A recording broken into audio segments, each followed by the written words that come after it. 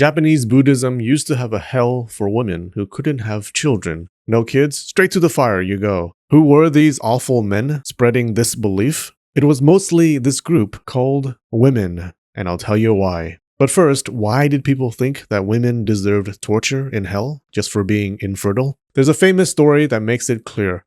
One day, Emperor Shomu was distraught. All he ever wanted was to become a Buddha after he died. But there are few guarantees in life, and even fewer after death. He asked an advisor what to do, and the advisor said, "Bebes, your imperial majesty." The emperor said, "Bebes," and got married so he could make a lot of bebes. They were the golden ticket to enlightenment and Buddhahood.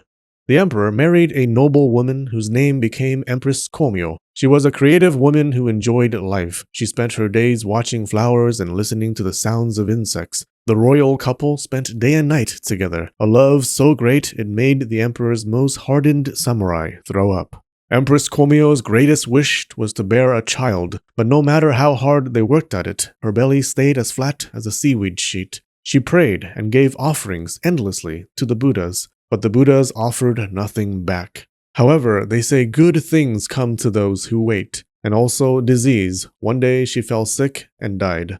Immediately, a messenger from hell arrived and dragged her spirit by the hair down to hell. Along the way, the demons taunted her and tortured her. They were quite rude, using iron rods for drumsticks and her body for the drum. In hell, they told Kōmyō of her sin. She had robbed the emperor of his enlightenment. Children could help you on the path to enlightenment by making offerings and holding memorial services for you after you died. Buddhists saw these actions as deposits into your karmic bank account. Save up and you might gain enough to buy a ticket to salvation and Buddhahood.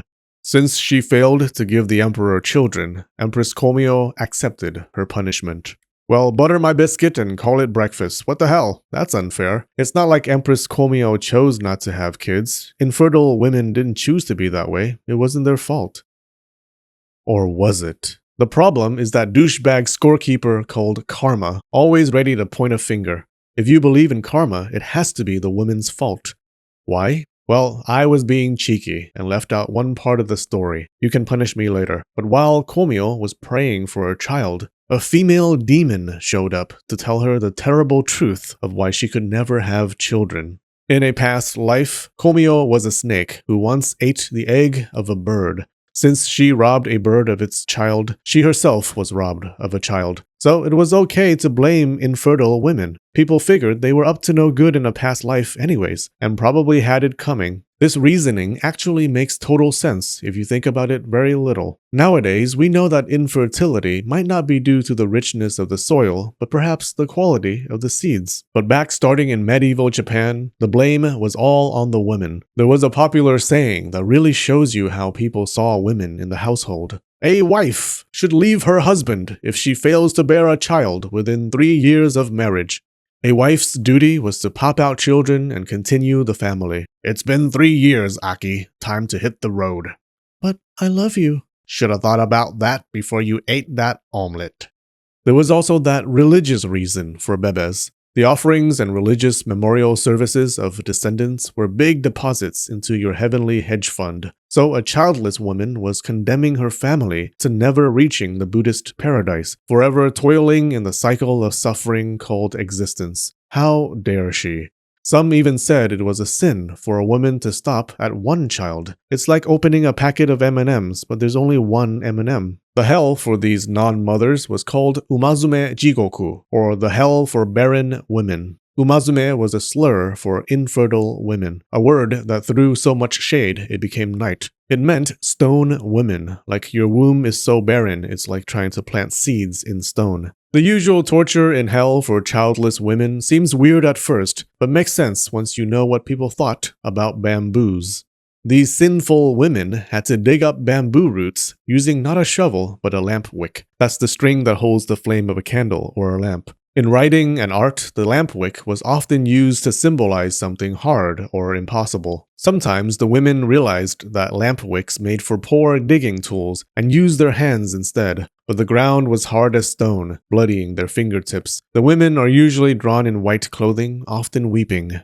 On their breaks, demons like to kick back, sip some coffee, and taunt these women for failing in their duties or for having miscarriages, saying things like, "Ha ha ha, can't even carry a pregnancy to term." Why was digging for bamboo roots a fitting punishment? Bamboo grows fast, like children, so it was associated with fertility and family prosperity. A bamboo's roots symbolized the seeds of descendants. So, a woman who committed the sin of infertility was destined to spend her time in hell digging for the descendants that she couldn't find in life.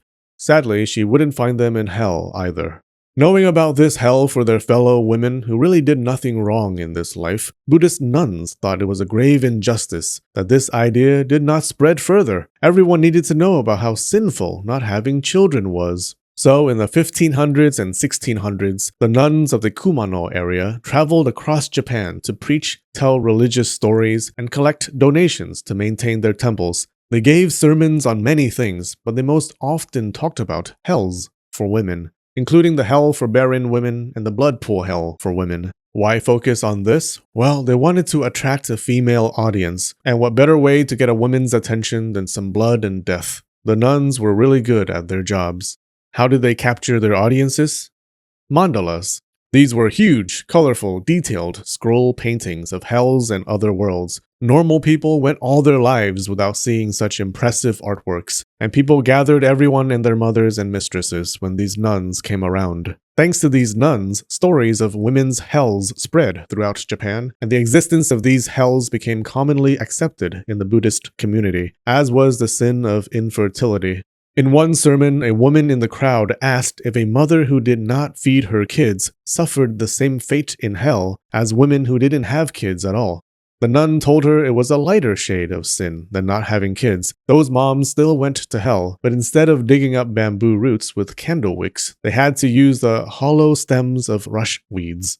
Shows just how important these nuns and society thought raising children was. Children were a woman's path to salvation. Some people criticized Kumano nuns, said they were preaching things for shock value to rake in that sweet donation money while secretly laughing, which was ridiculous. They didn't laugh while doing it. So, what happened to Empress Kōmyō? After she died, the emperor was as down as his family tree. Believing she was suffering in hell, he ordered a huge Buddha statue made and held a great memorial service for her. The event got the attention of the king of hell, and he let her go. She returned to the human world with some relief and some bangin' photos. There were a few other hells for women and their children, and learning about them gives us insight into the changing role of women in medieval Japanese society. I'll dive into this ramen bowl of knowledge a bit more in a premium video on my Patreon. Yeah, I'm starting this now. You heard it here first. On Patreon, I'll start adding videos and audios for members, premium content for you. If you're someone who's interested in topics that might be too inappropriate or too deep for a broad audience, or additional content that didn't make it into a normal video, you can get it for $5 a month on Patreon. I put the link in the description. Go click. If you like the hell for barren women, you'll love this other female hell. It was hard for women to escape this one because you went there if you menstruated. The blood pool hell was pretty crazy. Click here to learn all about it. We have some new patrons on Patreon. Lena SD98, NapNap, Calm, Skyshack, David Wellman, Kanakana Otaku, and Jacob Schobel. Thanks so much, you guys. Alright, I love you and spread the knowledge.